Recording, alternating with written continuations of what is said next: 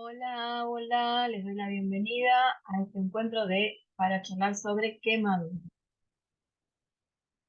Tenemos que se trata de lesiones traumáticas que afectan a tejidos vivos, que generan distintos grados de compromiso de los mismos y tienen una repercusión local o también pueden tener una repercusión de tipo sistémica, las cuales pueden estar causadas por diversos agentes.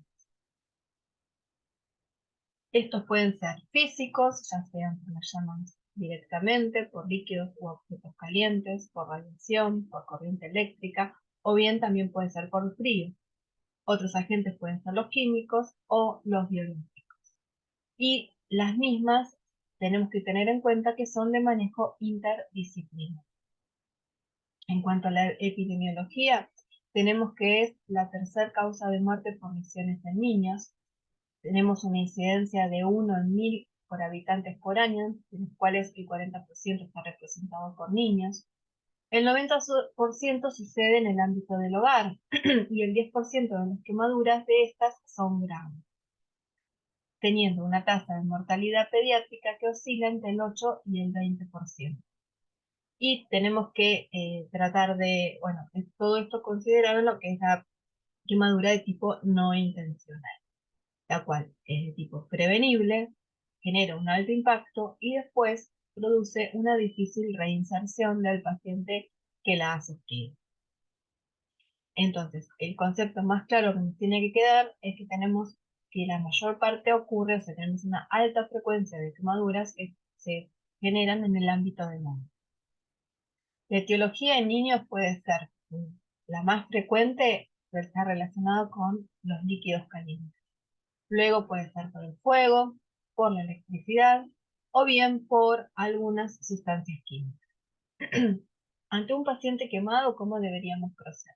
Bueno, la atención va a ser estructurada, va a ser bien sistemática, donde vamos a realizar una evaluación, vamos a intervenir sobre la quemadura, volver a reevaluar y obviamente va a ser priorizar.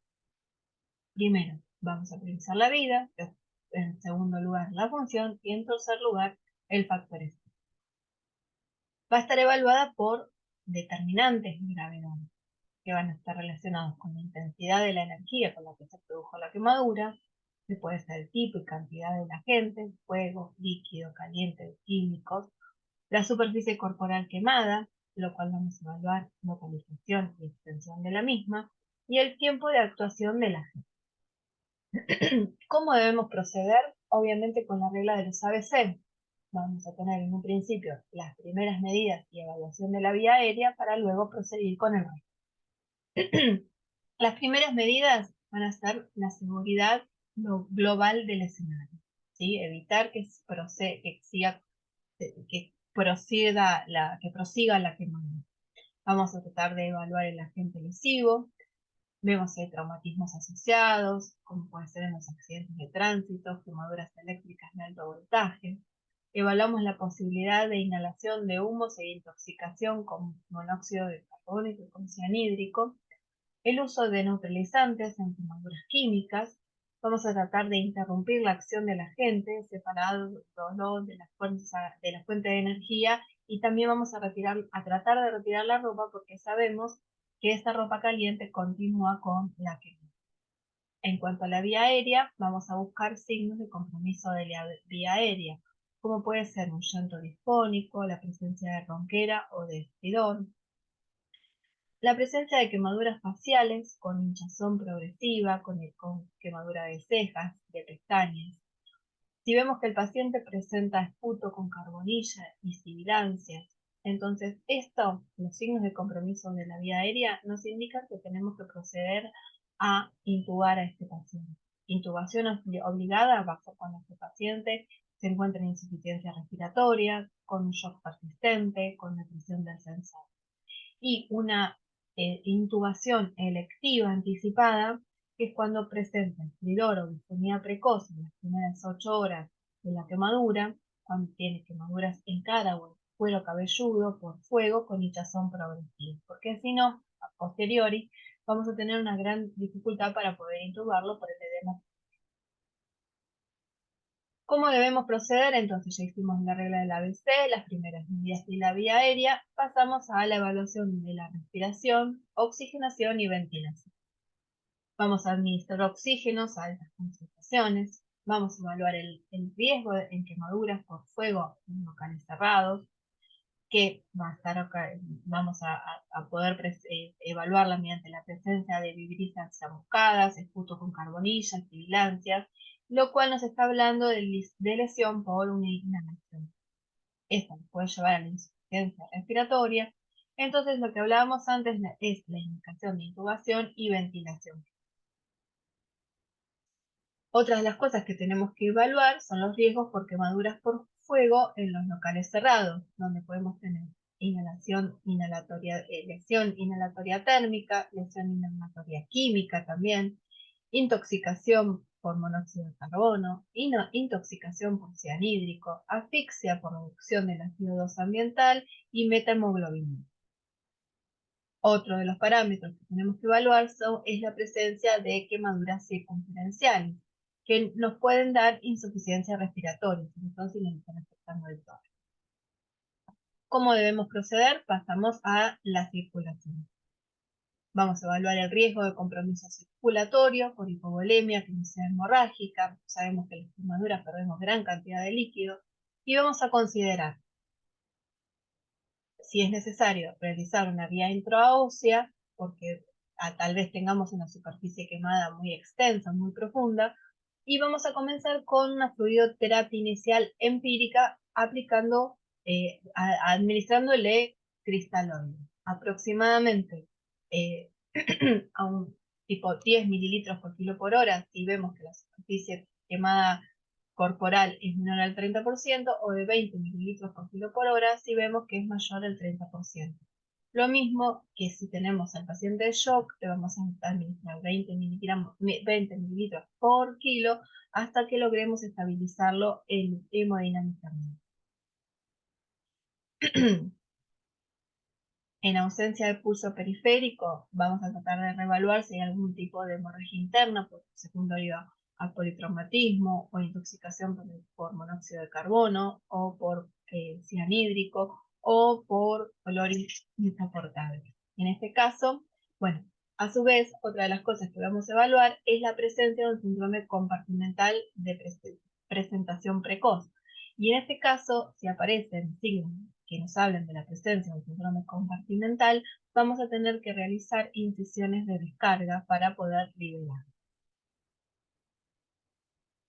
Llegamos al aspecto neurológico y a la situación del paciente. En el inicio, salvo que presente alguna alteración concomitante, el aspecto neurológico del paciente debería ser normal. Ante quemaduras por fuego en locales cerrados, vamos a tener que considerar dos tipos de intoxicaciones de las cuales ya hemos hablado. Una es la intoxicación por cianhídrico. En este caso, tendríamos que administrar hidroxicobalamina 70 miligramos por kilogramo intravenoso en solución fisiológica. Y también el otro tipo de intoxicación que vamos a tratar de evaluar es la posibilidad de intoxicación por monóxido de carbono, donde vamos a aportarle oxígeno a alta concentración y evaluaremos si requiere el tratamiento en cámara. Algo importante dentro de nuestro procedimiento es el alivio del dolor, que lo vamos a hacer desde el inicio de la evaluación y el tratamiento. No vamos a esperar al final de todo. Sabemos que el paciente se nos puede hasta chocar mismo por el dolor. Pero esto lo vamos a ver en las próximas diapositivas. El reconocimiento secundario, anamnesis completa. Van a ser importantes como en la parte de tóxico, ¿cuándo? Vamos a definir la hora cero, cuando inició el accidente. ¿Con qué? Vamos a definir el agente lesivo, el tipo, la potencia, el tiempo de exposición al mismo. El cómo define las circunstancias ambientales, si fue un politraumatismo o si hubo intencionalidad. Ojo con la presencia de casos de maltrato. ¿Dónde? Define el escenario, si es un espacio abierto o un espacio cerrado. Importante porque recién acabamos de hablar acerca de las lesiones concomitantes. ¿Cómo debemos proceder? En el examen físico vamos a realizar una exploración general, una evaluación completa del paciente, una evaluación del pueblo anterior del ojo, del riesgo de que se dermatice y no poder evaluarlo posteriormente. Y luego la valoración de la quemadura. Vamos a tener determinantes de gravedad, que van a estar relacionados con la intensidad de la energía, con la superficie corporal quemada, la localización y la extensión de la misma, con el tiempo de actuación del agente. Y luego vamos a valorar aspectos generales de las quemaduras. La extensión, que nos va a determinar la hidratación del paciente, la profundidad, la localización, que estas nos van a hablar sobre el daño. Y evaluaremos en base a esto si requiere un tratamiento quirúrgico o no quirúrgico. ¿Cómo evaluamos la extensión de la quemadura? Tenemos distintos tipos de metodología. En los adolescentes y adultos, o sea, los mayores de 15 años, y en los niños. En los adolescentes vamos a aplicar la regla de los 9, donde tenemos a la superficie corporal que se la divide en porcentajes y en base a eso podemos evaluar la extensión de la superficie corporal quemada. Vamos a considerar que cada uno de los porcentajes corresponde a la totalidad del sector. Entonces, si vemos que algunos no están totalmente el sector afectado, haremos también el cálculo proporcional. En cuanto a los niños, vamos a utilizar el diagrama de Lund y Brouwer, donde se produce como una adaptación de esta regla de los 9 de acuerdo a cómo van cambiando las distintas proporciones a lo largo de la vida del niño. Tenemos que considerar que en caso de obesidad mórbida, estas proporciones obviamente se van a ver alteradas. La otra forma de poder calcularlo es la regla de la palma de la mano del paciente, que nos representaría el 1%. Entonces, en la misma vamos a utilizar la palma de la mano, incluyendo los dedos, equivale aproximadamente al 1% de la superficie corporal total. La utilidad del método es o en quemaduras muy pequeñas menores al 15%, o bien en quemaduras muy extensas mayores al 15%, donde mediante el 1%, o sea la regla de la mano, voy a calcular la superficie que no ha sido quemada. Pero en las quemaduras medianas tenemos que este método resulta impreciso. Cuando vamos a hablar de la profundidad de las quemaduras, existen distintos tipos de clasificaciones que nos pueden hablar acerca de cuál es el segmento de la piel afectada y el pronóstico del mismo. Cuando decimos que es una quemadura de tipo A, hablamos de primer grado, donde el nivel histológico que se encuentra afectado es la epidermis, y su pronóstico es favorable. Sabemos que va a reepitelizar en 7 días y generalmente no necesitan injertos y no dejan secuelas. En las quemaduras de tipo ABA, o de segundo grado superficial, donde nos afecta la epidermis y la dermis papilar, vemos que pueden reepitelizar espontáneamente en 15 días, van a dejar alguna secuela estética y si se complican puede llegar a profundidad. Cuando hablamos de los tipos ABB, de segundo grado pero profunda, vemos que afectan la epidermis, la dermis papilar y reticular, pero sin afectar las paneras en profundidad. Puede determinar que se genere, o sea, puede requerir descarectomías tangenciales o injertos, y seguramente van a cursar con alguna secuela estética y de tipo funcional, que es lo más importante. Y las de tipo B, o de tercer grado profundo, vemos que afectan el espesor total, con la epidermis, la dermis y la epidermis, e incluso pudiendo llegar hasta el hueso. Estas van a requerir seguramente de una escalectomía precoz y también del injerto de algunos. Cuando hablamos de quemadura tipo A, epidérmica de primer grado, tenemos que solo daña la epidermis, no compromete la membrana basal, da un aspecto rojo eritematoso, hipersensibilidad y disconfort son muy dolorosas, cura sola a los 7 días y en este caso podemos aplicar cremas hidratantes y con vitamina D.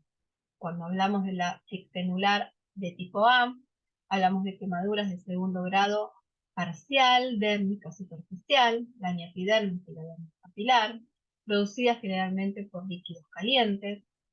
En este caso vemos que se forman ampollas, algunas despechadas, y la dermis papilar vamos a ver que por debajo tiene un aspecto de frutilla. Es una quemadura sumamente dolorosa. Es raro que se profundice y aparece que la regeneración es a partir de las células epiteliales de los anexos, de las glándulas sudoríparas, sebáceas y folículos pilosos. El tratamiento es tópico y cura en 15 días, a diferencia de la otra que lo hacía en la quemadura de tipo AB. Tenemos que es una quemadura de segundo grado que afecta a la dermis profunda. El aspecto en la piel lo vamos a tener rosado pálido, con una vitropresión positiva. Vemos que puede haber escaras intermedias y es poco dolorosa. El daño de la epidermis, la dermis papilar y puede llegar a la dermis reticular. La regeneración se da a partir del epitelio de los remanentes que quedan en los anexos de glándulas sudoríparas, sebáceas o folículos pilosos. Esta puede evolucionar a una quemadura de tipo B profundo. En el caso de las quemaduras tipo B profundas, tenemos que afecta el espesor total, que presenta escaras o crepardas, que representa una urgencia quirúrgica. Otra de las cosas a evaluar son las presencias de quemaduras circulares. En estas vemos que se encuentra afectado todo el perímetro, puede ser de los miembros o del tronco. Puede ser de tipo AB o tipo B. La dificultad de estas es que compromete la irrigación, con lo cual lleva a la desvitalización de los tejidos adyacentes, posterior necrosis, y esto finaliza en amputación de miembro afectado, o si bien es en el tórax, pierde elasticidad, aparece una abolición o disminución de su expulsión, aparece la atelectasia y consecuentemente a esto desaturación. Por lo tanto, estas se deben comprimir dentro de en las primeras 6 horas de producida la quemadura. Algo muy importante es la sospecha de quemaduras por maltrato. ¿Cómo vamos a sospecharla? Cuando son quemaduras de tipo simétricas, están delimitadas, que se producen en zonas de apoyo, entonces siempre vamos a sospechar el maltrato. Ahí vemos como que el niño se lo ha sentado sobre alguna superficie caliente en la primera foto, y en la segunda foto vemos las típicas quemaduras de cigarrillo. Otro de los parámetros que es muy importante poder valorar es el riesgo vital de las quemaduras.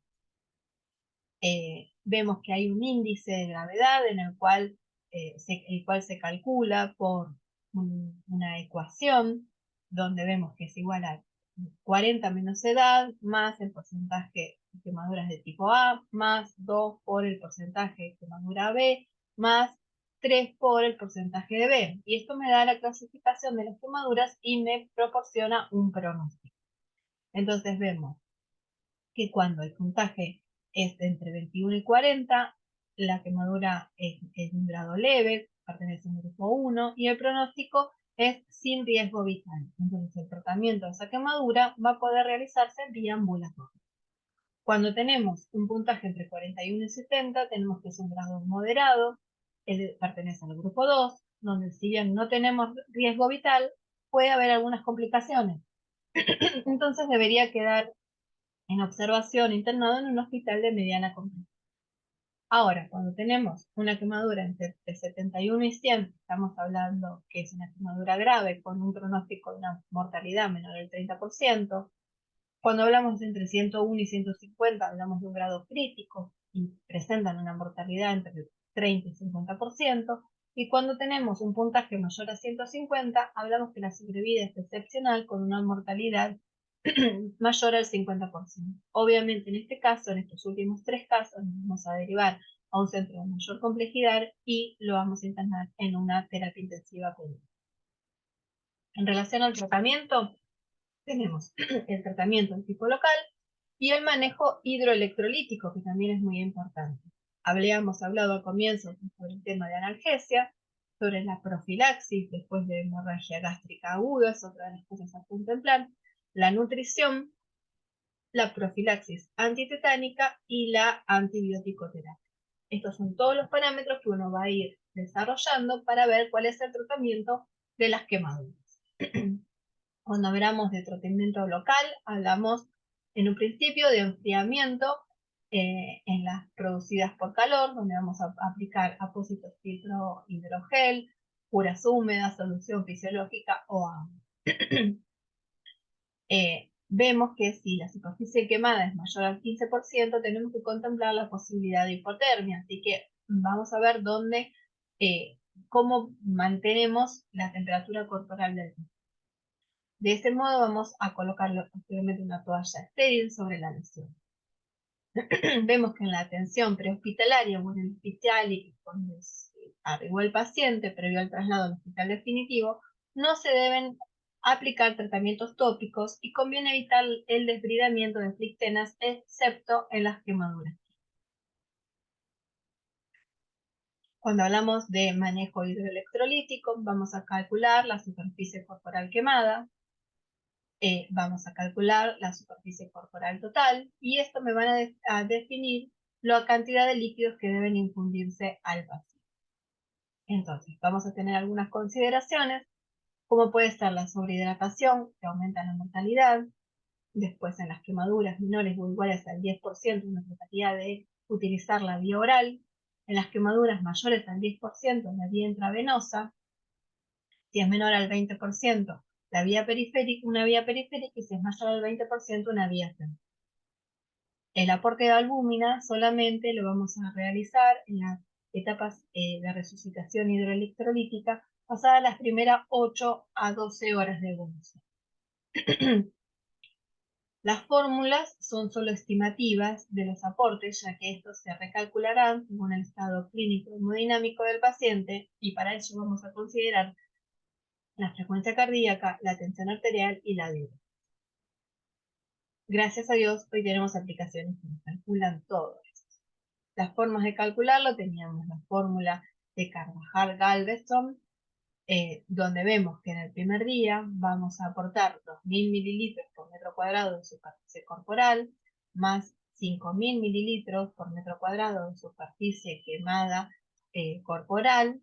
El 50% lo vamos a aplicar en las primeras 8 horas con Ringer lactato y el 50% restante en las 16 horas siguientes con Ringer más 12,5 gramos por litro de albúmina, si es que la superficie corporal quemada es mayor al 3.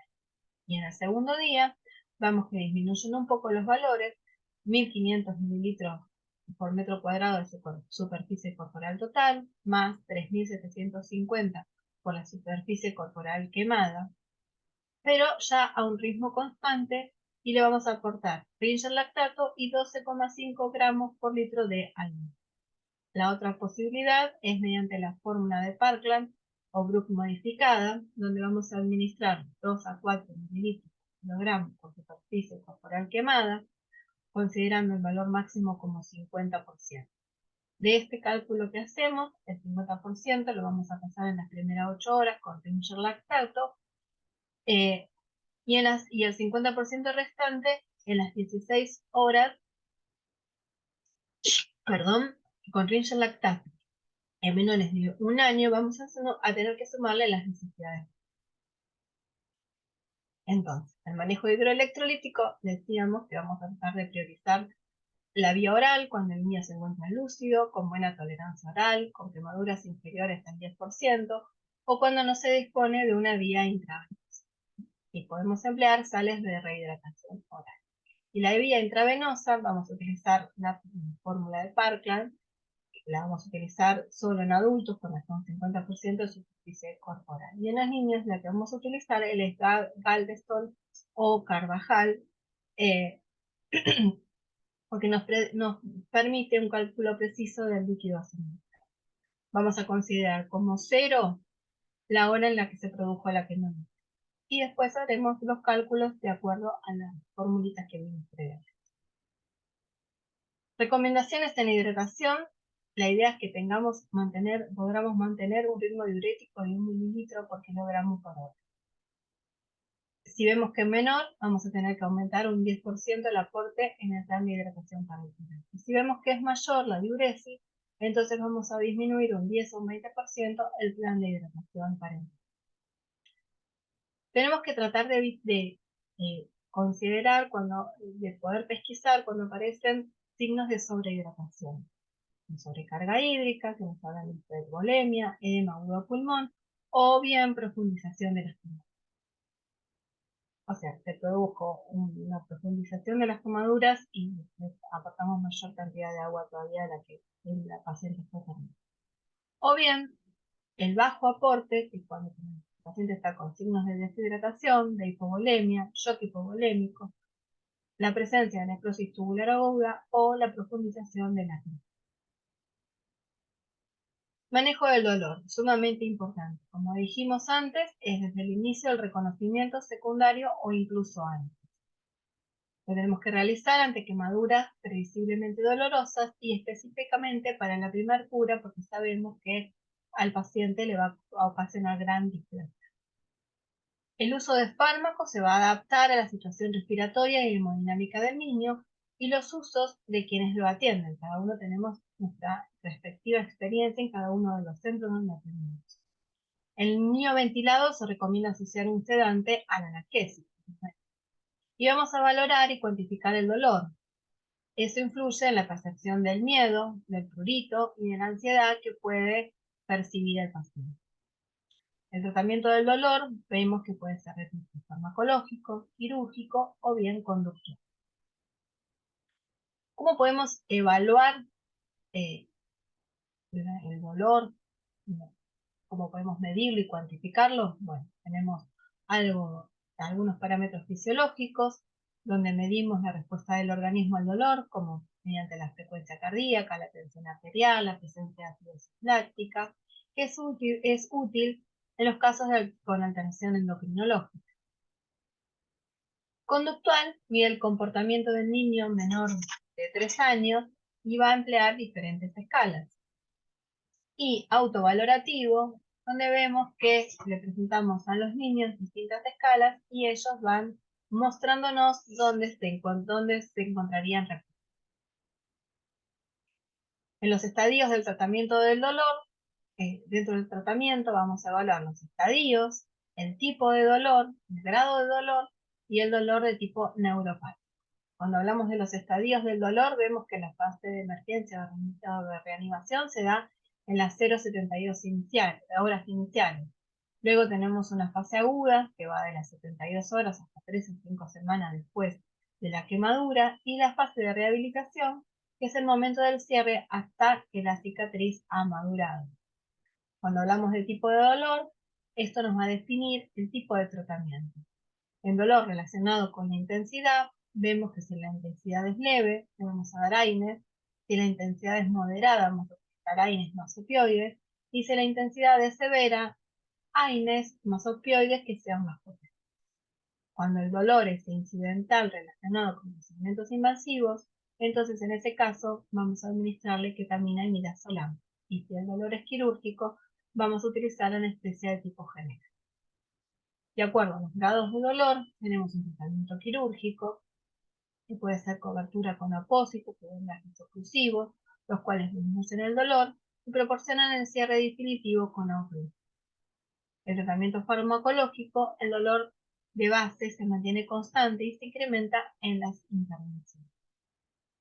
El dolor neuropático, vemos que es entre el séptimo y 10º día, cuando hay quemaduras de tipo AB, cuando hay ascarectomías, autoinjertos o zonas dolorosas hiperalgésicas, pruritos nocturnos, parestesias.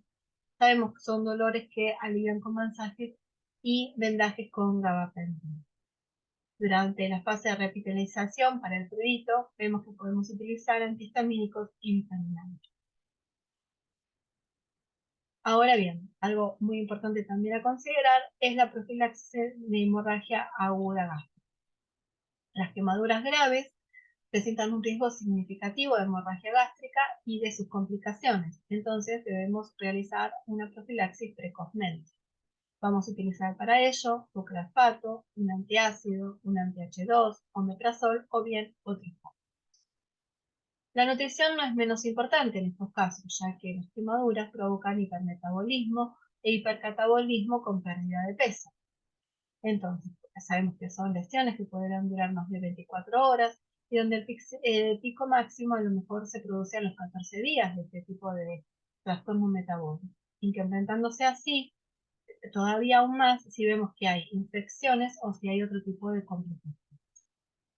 En este caso, la nutrición enteral sería la de elección, porque nos ayuda a regular la respuesta inflamatoria, y la alimentación parenteral aumenta la respuesta al estrés y la producción de endorfinas. Vamos a tratar de iniciar la alimentación durante las primeras horas. Obviamente que si la situación hemodinámica del paciente lo permite y es beneficiosa en cuanto al tiempo de estancia y de mortalidad.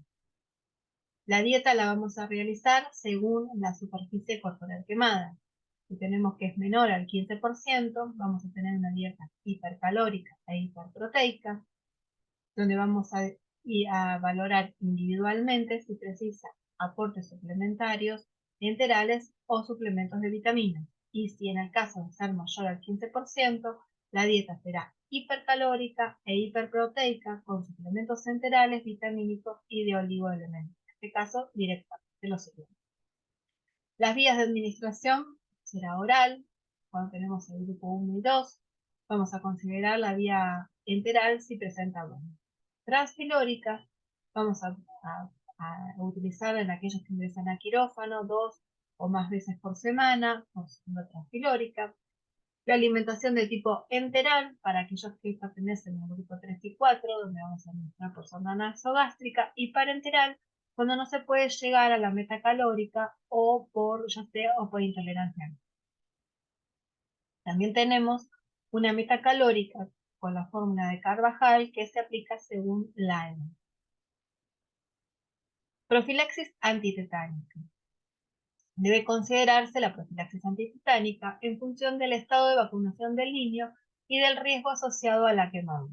Entonces, vamos a evaluar el riesgo como bajo o como alto y la vacunación como completa, incompleta, ausente o desconocida. En los menores de 5 años con vacunación completa y bajo riesgo no vamos a hacer nada. En aquellos que tienen alto riesgo tampoco vamos a hacer nada. Si tienen vacunación completa entre 5 y 10 años con bajo riesgo, nada. Y si tienen alto riesgo, vamos a aplicar únicamente toxoide. Cuando la vacunación completa son niños mayores a 10 años y el riesgo es bajo, le vamos a aplicar toxoide. Y si el riesgo es alto, también vamos a aplicar toxoide. Ahora, cuando la vacunación es incompleta, ausente o desconocida y el riesgo es bajo, vamos a aplicar toxoide. Y cuando el riesgo es alto, toxoide más la gamma-globulina más antibiótico. Al hablar de antibiótico-terapia, vemos que no se recomienda administrar antibióticos sistemáticamente. Conviene tomar muestras de las quemaduras para su cultivo en la primera cura. En los grandes quemados de dudosa higiene corporal se podría considerar la administración de PNG durante 3 días como profilaxis de la infección por Streptococcus pneumoniae. En lo relacionado a las etapas de la infección, podemos decir que producida la injuria, se produce pérdida de la barrera de la piel, necrosis y coagulación, e impacto en la respuesta humoral y celular. Esta necrosis y coagulación me va a llevar a la colonización y finalmente a la infección. El impacto en la respuesta humoral y celular me va a generar disminución de la actividad antibacteriana, favoreciendo la infección.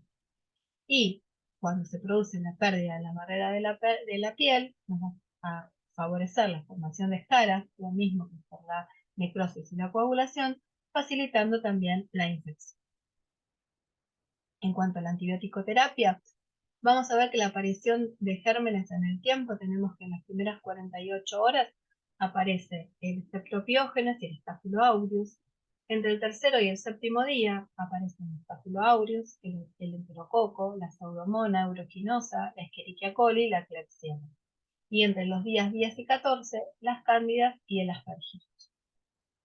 ¿Cuáles van a ser los factores que nos van a predisponer a que nuestro paciente pueda sufrir una infección? Bueno, cuando tenemos que hacer agresión térmica, cuando vemos que la destrucción de la barrera protectora, cuando tenemos una disminución de la respuesta inmunológica sistémica, cuando tenemos que realizar algunos procedimientos invasivos, el uso de catéteres, sondas o tubo endotraqueal. Todo esto va a predisponer a nuestro paciente a una infección.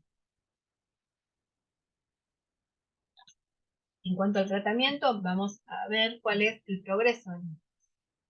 Vamos a buscar signos de infección, cuáles serían los mismos. Serían progreso de la profundidad, cambio en el color, donde tenemos que verde o violáceo del lecho y edema, más eritema en el margen de la quemadura. Vesículas en el área quemada y no quemada, hemorragia por la cara y rápida separación del estómago. Todo eso nos habla de una infección. La confirmación es con cultivos positivos, mediante el estudio anatomopatológico de la biopsia de tejido viable del lecho por debajo de la quemadura. Y esto sería el gold standard. Grados de severidad de la infección local tenemos, de acuerdo al recuento de colonias, vemos si aparece una colonización de la herida o una infección de la herida, donde hablamos también, podemos hablar de celulitis o de infección necrotizante. Hablamos de una infección de la herida que tiene una infección invasiva, cuando la infección del tejido sano subyacente presenta hemorragias, necrosis isquémica en tejido no quemado, trombosis de pequeñas. Celulitis es cuando hablamos de infección de piel sana alrededor de la quemadura y de infección necrotizante, invasiva, fulminante, cuando nos compromete la piel. Hablamos de infección sistémica, cuando el paciente presenta fiebre o hipotermia, taquicardia que no está explicada por la clínica, taquipnea, oliguria, intolerancia gástrica o ilio, leucopenia o leucocitosis, desorientación, dolor tardío en la zona de la quemadura. Y hablamos ya de sepsis, vemos que deben presentar tres de los siguientes síntomas y signos, aunque tengamos cultivos negativos. Vemos que es temperatura mayor a 39 o menor a 35, taquicardia progresiva, taquipnea progresiva, trombocitopenia luego de 3 días de la injuria, hiperglucemia en ausencia de diabetes, imposibilidad de considerar la nutrición enteral por más de 24 horas e infección documental. Vamos a hablar de sospecha de infección y o de sepsis, le vamos a indicar un tratamiento antibiótico empírico hasta recibir los cultivos. Cuando hablamos de infección adquirida en la comunidad, vamos a tratar de cubrir gérmenes gram positivos como el strepto o el estáfilo y gram negativos como la centrobacter. Y cuando hablamos de infecciones intrahospitalarias, vamos a cubrir bacilos de tipo gram negativos y productores de beta-lactamo. Al hablar de antibiótico-terapia relacionada con profilaxis, vamos a ver que vamos a indicar vacuna antitetánica. No están indicados los antibióticos de forma sistémica, salvo previo a los procedimientos quirúrgicos de escinción o resección, escarectomía o escarotomía. Vamos a utilizar un esquema antibiótico de acuerdo a la flora prevalente en cada unidad y cultivo del paciente. Le recomendaremos la aplicación de un agente antibiótico tópico regularmente y altamente recomendable es el tratamiento quirúrgico precoz. Cuando hablamos de cura definitiva, la curación definitiva la va a aportar en algunos casos, en el caso que lo requiere el cirujano plástico, decide el tratamiento médico o quirúrgico óptimo. Tenemos que la cirugía precoz o el uso de desbridantes químicos, la posibilidad de realizar injertos con o sin acondicionamiento previo de la dermis con materiales naturales o sin. Todo esto lo va a evaluar el cirujano. Antes de las primeras curas se debe proporcionar una analgesia y sedación y control de la temperatura ambiental. Y posteriormente, con técnica aséptica, se van a retirar los apósitos que cubren las quemaduras, se va a realizar la limpieza con soluciones jabonosas suaves, vamos a retirar las flictenas y los detritus, secaremos con gasas estériles, se cubrirán las quemaduras con el tratamiento consensuado, en general con sulfadiazina argéntica, y vamos a cubrir con vendajes. En el hospital se realizarán las curas con sulfadiazina argéntica cada 24 horas. Y vamos a ofrecer un soporte psicológico tanto al paciente como a la familia. En las quemaduras profundas que afectan el tórax o el abdomen, restringiendo la excursión torácica, vamos a realizar escarectomía. Son lesiones circulares, o bien en aquellas lesiones circulares en los miembros con compromiso de la perfusión distal por compresión o por síndrome compartimental muscular. Entonces vamos a realizar las incisiones de descarga llamadas escarotomía. O bien fasciotomía para abrir la fascia muscular. Estas las vamos a tener que realizar dentro de 6 horas. Se iniciarán desde el borde del tejido sano, pasando por el lesionado y llegando al otro borde sano. Vamos a abrir la piel quemada, el celular subcutáneo y vamos a llegar hasta la fascia muscular. Trataremos de no confundirla con la aponeurosis. Tenemos que considerar que en casos de urgencia no tenemos la posibilidad de tener un cirujano en la guardia. Este tratamiento lo puede realizar cualquier médico, no es necesario que lo realice un cirujano. A su vez, le administraremos al paciente cefalosporina de primera generación para la cobertura de gérmenes gram positivos previamente. Y otra indicación de urgencia es la sepsis a punto de partida de la quemadura, la cual se presenta varios días o semanas después, depende de una prolongada y mala evolución previa de las lesiones y debe ser realizada por un equipo IC quirúrgico entrenado y en un centro de alta complejidad. ¿Cuáles son los criterios de internación?